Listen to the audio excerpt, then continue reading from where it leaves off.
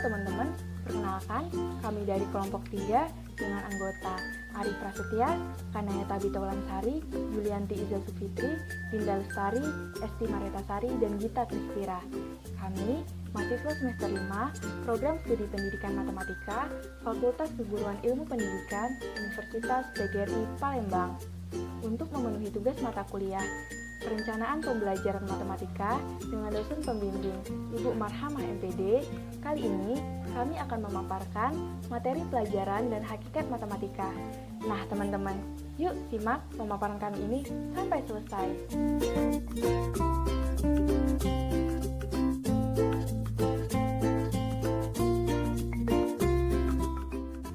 Assalamualaikum warahmatullahi wabarakatuh.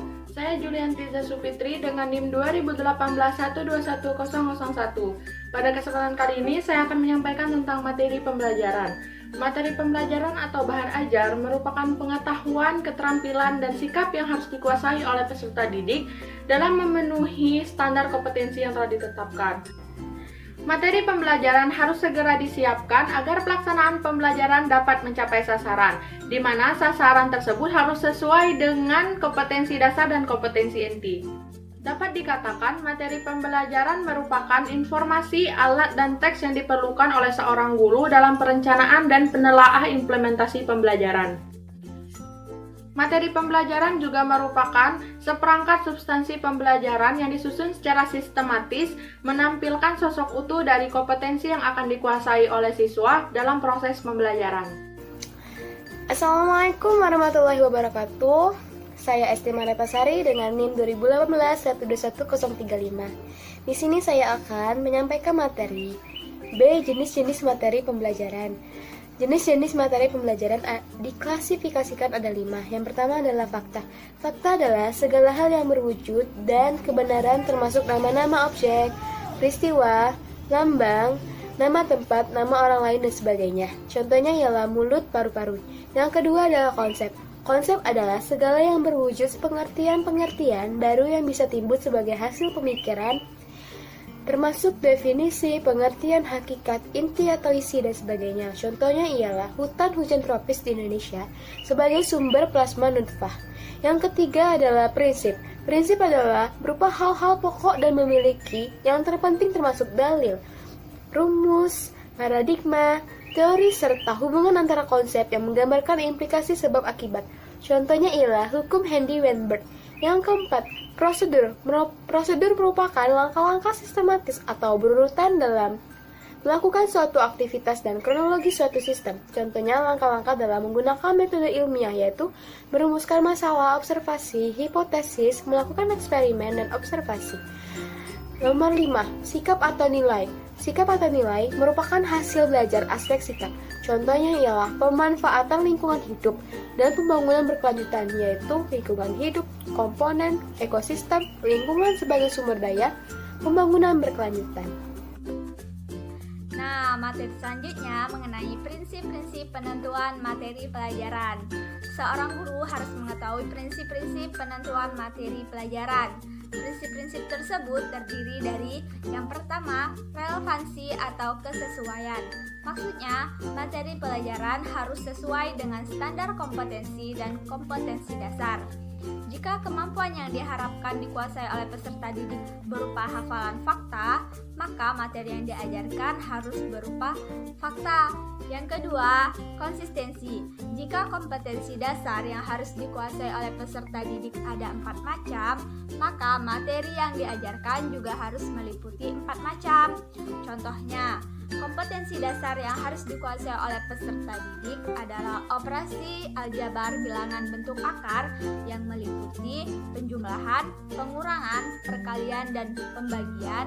Maka materi yang diajarkan harus meliputi teknik penjumlahan, teknik pengurangan, teknik perkalian, dan merasionalkan pecahan bentuk akar. Yang ketiga, kecukupan. Materi yang sudah dipelajari cukup memadai dalam membantu peserta didik menguasai kompetensi dasar yang sudah diajarkan. Materi tidak boleh terlalu sedikit dan tidak boleh terlalu banyak. Jika terlalu sedikit, maka kurang membantu dalam proses tercapainya kompetensi dan kompetensi dasar. Sedangkan jika terlalu banyak, maka akan mengakibatkan keterlambatan dalam kurikulum target. Materi selanjutnya mengenai cakupan materi pelajaran. Dalam menentukan cakupan materi pelajaran, kita harus memperhatikan apakah materi tersebut termasuk ke dalam aspek kognitif, aspek afektif, atau aspek psikomotorik. Karena ketika sudah diimplementasikan dalam proses pembelajaran, tiap-tiap jenis uraian materi tersebut memerlukan strategi dan media pembelajaran yang berbeda-beda. Selain memperhatikan jenis materi, kita juga harus memperhatikan prinsip-prinsip yang digunakan dalam penentuan cakupan materi pelajaran yang meliputi kedalaman dan keluasan materi. Cakupan materi perlu diperhatikan untuk mengetahui apakah materi yang diajarkan terlalu banyak atau terlalu sedikit atau sudah memadai sesuai dengan kompetensi dasar yang ingin dicapai.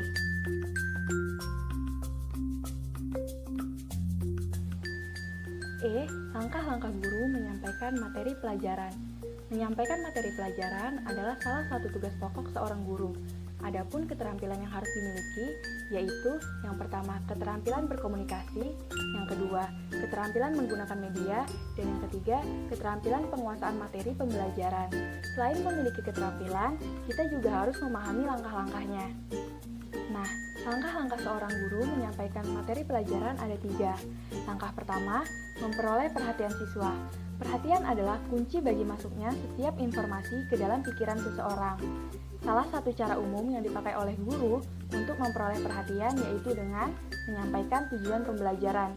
Perlu diingat bahwa menyampaikan tujuan pembelajaran harus membuat siswa tertarik dan merasa bahwa apa yang akan disampaikan oleh guru adalah sesuatu yang penting.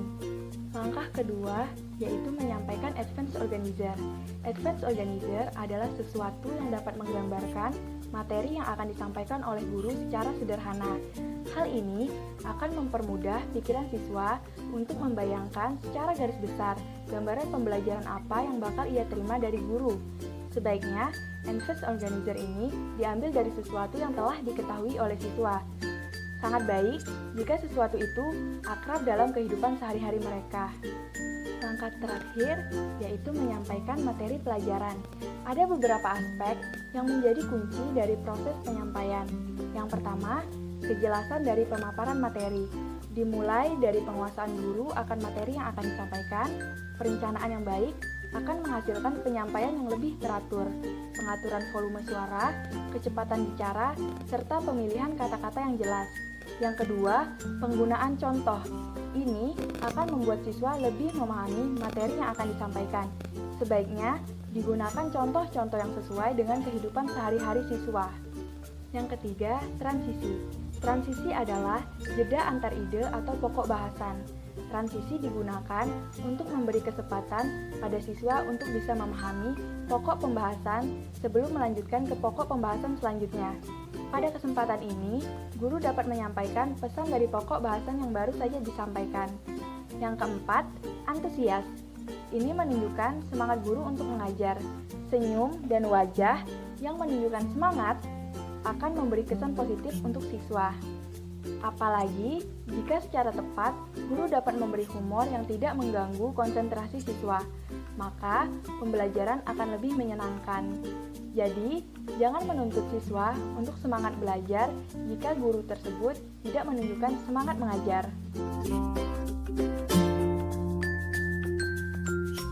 Baiklah, selanjutnya F. Mengecek pemahaman siswa. Mengecek pemahaman siswa setelah penyampaian materi tidak boleh ditanyakan secara langsung. Apakah kalian sudah paham? Tentu saja jawaban siswa sebagian besar paham. Paling tidak, guru memberikan pertanyaan terkait dengan ide-ide materi utama yang baru saja ia sampaikan. Akan lebih baik jika ternyata di antara siswa juga ada yang berani mengajukan pertanyaan.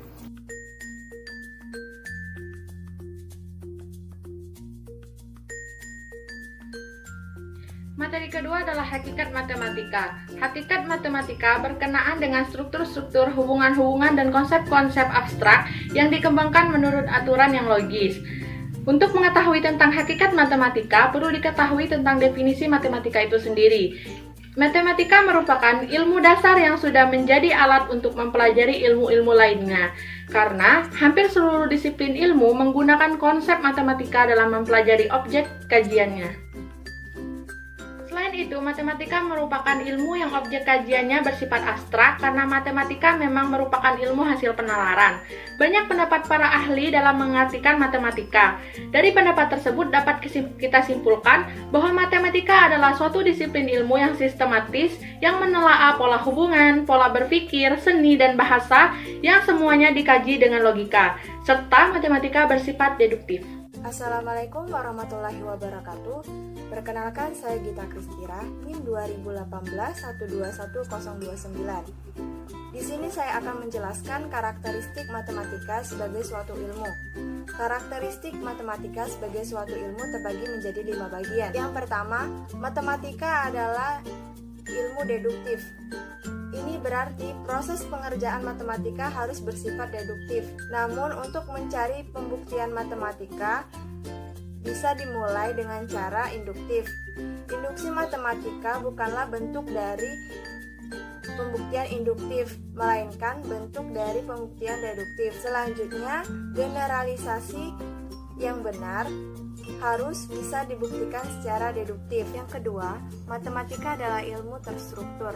Matematika adalah ilmu terstruktur yang sistematis urutannya. Hal ini terjadi karena matematika dimulai dari unsur tidak terdefinisikan, lanjut ke terdefinisikan, kemudian aksioma atau postulat, terakhir dalil atau teorema. Yang ketiga, matematika adalah ilmu tentang pola dan hubungan. Matematika disebut tentang pola karena pada matematika sering dicari keseragaman seperti keterkaitan pola dari sekumpulan konsep-konsep yang merupakan representasi untuk membuat generalisasi. Oleh karena itu, pola yang ada ketergantungan satu sama lainnya. Yang keempat, matematika adalah bahasa simbol. Matematika terdiri dari simbol-simbol yang sangat banyak. Simbol matematika ditulis secara singkat dan bermakna luas. Simbol matematika kan hasil kesepakatan secara internasional. Yang kelima, matematika sebagai ratu dan pelayanan ilmu. Pada dasarnya, matematika adalah ilmu murni. Fungsi matematika tidak hanya untuk matematika, melainkan untuk ilmu lainnya. Oleh karena itu, matematika disebut juga sebagai pelayanan ilmu. Itulah penjelasan dari saya. Terima kasih. Wassalamualaikum warahmatullahi wabarakatuh. Baiklah, selanjutnya C. Manfaat matematika. Setiap manusia memiliki kebutuhan untuk kelangsungan hidupnya. Upaya pemenuhan kebutuhan tersebut berbeda antara manusia yang satu dan manusia yang lainnya. Salah satu ilmu yang berperan penting untuk mendukung kehidupan manusia adalah matematika. Ketika seseorang mempelajari matematika, secara tidak langsung ia akan mempelajari apa yang ada dalam kehidupannya. Matematika tidak hanya menerangkan tentang konsep-konsepnya saja, melainkan jika kita bijak dan cermat, maka matematika mampu memberikan nilai-nilai kehidupan. Menurut Museveni, nilai-nilai yang terdapat dalam matematika terbagi atas 3. Yang pertama nilai praktis, yang kedua nilai disiplin, dan yang ketiga adalah nilai budaya. Nilai praktis. Semua yang ada di dunia ini adalah objek kajian matematika. Maka dari itu, pengetahuan serta keterampilan matematika memiliki nilai praktis dan bisa bermanfaat untuk kita menyelesaikan permasalahan yang dihadapi. Yang kedua adalah nilai disiplin. Matematika mampu menumbuhkan sifat disiplin, baik berpikir maupun bertindak. Latihan pola pikir dan tindakan ini memiliki beberapa ciri. Yang pertama, kesederhanaan. Yang kedua adalah ketepatan. Yang ketiga adalah kepastian hasil. Yang keempat adalah keaslian. Dan yang kelima adalah pengujian hasil. Yang terakhir adalah nilai budaya. Orang-orang pada zaman dahulu menciptakan matematika atas dasar adanya kebutuhan yang harus dipenuhi.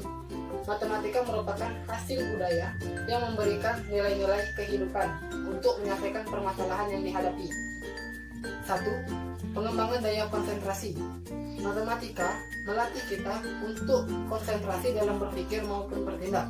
Yang kedua adalah ekonomis. Matematika mengajarkan kita untuk hidup lebih sederhana sehingga mendorong kita untuk hidup berhemat. Dan yang ketiga adalah kemampuan mengeluarkan pendapat. Matematika mengajarkan kita untuk mengeluarkan pendapat secara singkat, padat, dan jelas. Yang keempat adalah hasrat untuk menemukan. Yang kelima adalah hasrat untuk belajar. Dan yang keenam adalah kemampuan bekerja keras. Belajar matematika tidak hanya sebatas pandai menghitung, akan tetapi banyak sekali manfaat dari matematika terhadap diri kita. Tergantung dari sisi mana kita memandang dan tergantung dari sisi mana kita menerapkan. Oleh karena itu, matematika adalah salah satu ilmu yang banyak bermanfaat bagi kita dalam kehidupan. Baiklah, sekian pemaparan dari kami. Terima kasih atas perhatiannya. Jika dalam pemaparan kami ada kurangnya, silahkan teman-teman bisa tambahkan dengan referensi yang lain. Tapi, jika teman-teman merasakan manfaat dan lebihnya, silahkan untuk bisa share ke teman-teman yang membutuhkan. Terima kasih.